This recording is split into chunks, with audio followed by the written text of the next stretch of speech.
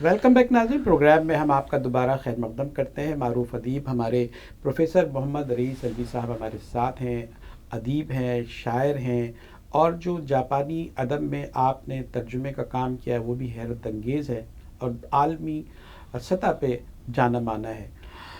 یہاں پروفیسر صاحب ایک آپ کا شعر ہمیں یاد آ رہا ہے اور ہم نے احتیاطاً اس کو رکھ بھی لیا اپنے وہ ہم آپ کی نظر کرتے ہیں اور پھر آپ کے جذبات کی قدر کرتے ہوئے ہم اس کو چاہیں گے کہ اس ربط سے آپ بات بھی جاری رکھیں۔ جنوں کے جوش میں، تکمیل پیما کی تمنا میں، چلتے رہو دیوار و در کچھ بھی کہیں تم سے۔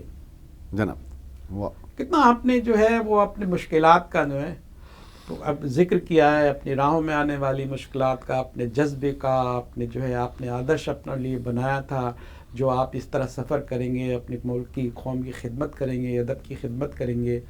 اس جو پیچیدہ راہوں میں، یہ اونچی نیچی راہوں میں آپ کو جو کٹھن مراحل پیش آئے اس کا ہلکا سا تذکرہ آپ کی طرف سے ہو جائیں۔ بالکل کرتا ہوں، لیکن میں پہلے چاہتا ہوں کہ یہ نظم جو ہے اس کو میں یہ نوجوانوں کے لیے، یہ ہمارے نوجوانوں کے لیے کہ جنوں کے جوش میں، جی جی تکمیل پیما کی تمنا میں، ٹھیک ہے، چلو چلتے رہو دیوار و در کچھ بھی کہیں تم سے، چلو چلتے رہو سب کوہ دریا ختم ہو جائیں، واہ، چلو چلتے رہو سب کوہ دریا ختم ہو جائیں، چلو چلتے رہو سب دشت و صحرا ختم ہو جائیں، چلو چلتے رہو پھر رہ گزر بھی ختم ہو جائے، سفر بھی ختم ہو جائے، چلو چلتے رہو۔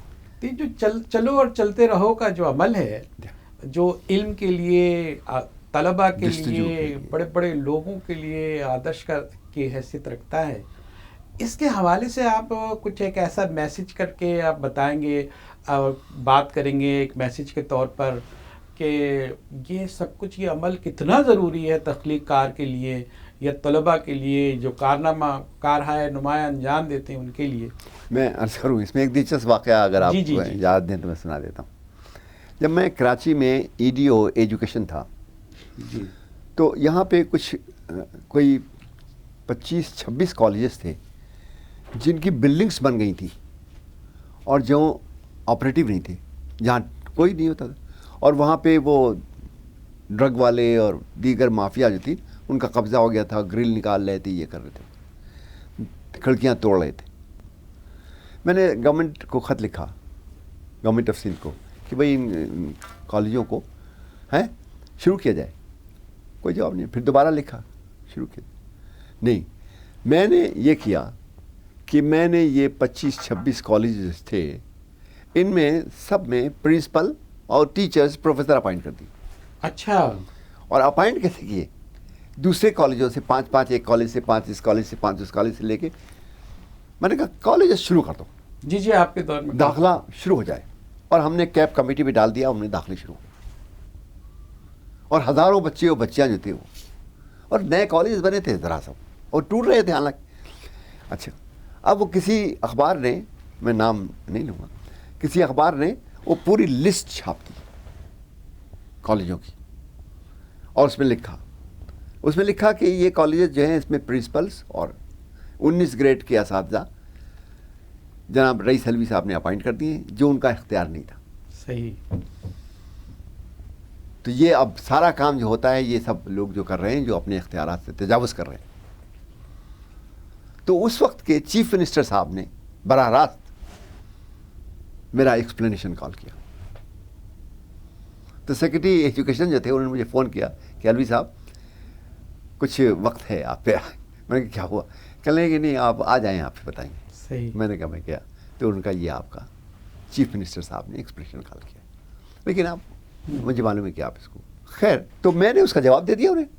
میرے پاس تو پہلے سے خطوط موجود تھے کہ یہ آپ کو میں نے لکھا 2 مرتبہ کہ آپ ان کو آباد کریں، ان کو شروع کریں کالجوں کو، آپ نے شروع نہیں کیا۔ تو یہ اربوں روپے کا جو آپ نے گورنمنٹ آف سندھ نے اس میں انویسٹ کیا ہے، اربوں روپے انویسٹ کیے ہیں کالجوں کو بنانے میں، تو یہ کالجز جو ہیں یہ خراب ہو رہے ہیں اور طلبہ کو داخلہ بھی نہیں ملا ہے۔ تو میں نے ان کو آباد کر دیا in the larger interest of education, وسیع تر مفاد میں ایجوکیشن کے وسیع تر مفاد میں، سندھ کے وسیع تر مفاد میں، کراچی کے مینین میں. تو اب یہ قائم ہے. خیر پھر اس کا وہ نہیں آیا، لیکن میں نے کہا جب آپ یہ کام کریں تو آپ کو اس کے لیے تیار رہنا چاہیے. ایک اور آپ کے ایک تنازع آج کل اخبار میں چلا ہے، کیا پی ایچ ڈی کا آپ کا مقالہ، وہ آپ شاید جاپانی شاعری کے حوالے سے، جاپان میں، اس کی تفصیلات تو آپ ہی بتائیں گے. اس میں کہا گیا ہے کہ اگر آپ پی ایچ ڈی کا مقالہ کسی اور زبان میں دینا چاہتے ہیں تو اس کو آپ کو اخراجات بیئر کرنے پڑیں گے. نہیں، وہ کہانی کیا ہے؟ وہ یہ ہے کہ ہائر ایجوکیشن کمیشن جو ہے، جو ہماری یونیورسٹیوں کو کنٹرول کرتا ہے، تو ان کے 1-2 سال میں ایک فورم ہوتا ہے، وائس چانسلرز فورم کہلاتا ہے. تو یہ مسلم ممالک کے تمام وائس چانسلرز آتے ہیں اس میں، اور کانفرنس ہوتی ہے، بڑی اچھی کانفرنس ہوتی ہے. تو اس میں انہوں نے 3 زبانیں رکھی ہوئی ہیں، انگریزی، فرانسیسی اور عربی. اس میں اردو کا ہی نہیں. تو میں نے ان سے پہلے بھی کہا تھا، میں نے کہا کہ بھائی آپ اردو کو نہیں، یہ قومی زبان ہے ہماری، ہم کر رہے ہیں، اسے آرگنائز کر رہے ہیں، پاکستان میں آرگنائز ہوتا ہے، تو پاکستان کی قومی زبان اس میں شامل ہونی چاہیے. وہ انہوں نے کچھ دھیان نہیں دیا. ابھی پھر جب نئی کانفرنس کے لیے انہوں نے سرکولر بھیجے کہ سب آپ لوگ مقالہ پڑھیں اور آپ لوگ، تو میں نے انہیں لکھا کہ میں اپنا مقالہ اردو میں پڑھا. صحیح. اور دوسری بات یہ ہے کہ آپ اردو کو چوتھی زبان کے طور پہ اختیار کریں اس فورم میں. صحیح. تو اس کے جواب میں جب نہیں دیا انہوں نے کافی دیر تک، پھر میں نے ان سے کہا کہ اگر آپ نہیں کریں گے تو میں قانونی چارہ جوئی کروں گا. صحیح. ٹھیک ہے. تو پھر انہوں نے کیا کہ نہیں، آپ ایسا ہے کہ آپ مقالہ اردو میں پڑھ سکتے ہیں، لیکن اگر آپ چاہتے ہیں کہ اردو کو چوتھی زبان کے طور پر اختیار کیا جائے، یہ ایچ سی کر رہی گورنمنٹ، یہ ایچ سی کری، سمجھ رہے ہیں آپ، فیڈرل گورنمنٹ کا ادارہ ایک کہہ رہا ہے کہ اگر کرنا چاہتے ہیں تو آپ 35 سے 40 لاکھ روپے جو خرچہ ہوگا اس میں وہ آپ دے دیں تو ہم کر دیں گے. اب یہ تو ایک عجیب بات ہے، تو عجیب بات ہے. لیکن میں نے کہا کہ ٹھیک ہے، میں نے تو اپنا مقالہ اردو میں پڑھنا ہے، اور انشاءاللہ یہ بھی ہوگا کہ وہ اردو کو جو ہماری قومی زبان ہے اس کو اختیار کرنا ہوگا سب کو انشاءاللہ. آپ کی پوری باتوں کا جو لب و لباب ہے وہ کیا ہے؟ زندگی کیا ہے؟ دم بدم چلنا. آپ نے بڑی جدوجہد کی، اپنے کام کیے، ساری آپ نے سارے کارنامے، بہت ساری باتیں آپ سے کرنی ہے، لیکن یہاں ظاہر ہے کہ کوئی لمٹ تو ہوتی ہے مجبوراً، باوجود کوشش کے کہ ہم اس کو طویل سے طویل کریں، اس کا ہم اینڈ بھی کرنا چاہیں گے. ناظرین، ہم اس پروگرام کا اختتام کرتے ہیں. پروفیسر جو ہے محمد رئیس علوی صاحب ہمارے ساتھ رہے. بڑی گفتگو گفتگو ہے، مختلف جہتوں سے بات چیت ہوئی ہے. ہم آپ سے آخر میں، پروگرام کے آخر میں، اسی پر ہمارا پروگرام کا اختتام بھی ہوگا، ہم چاہیں گے کہ اپنے کلام سے اس پروگرام کا اختتام کریں. کوئی غزل، کوئی نظم اردو کی. اگر میں نے آپ سے ایک ریکویسٹ بھی کی تھی کہ آپ کچھ سنا دیجیے گا، تو آپ ہم نظریں حاضرین کریں. بس 3-4 شعر میں عرض کرتا ہوں اگر آپ.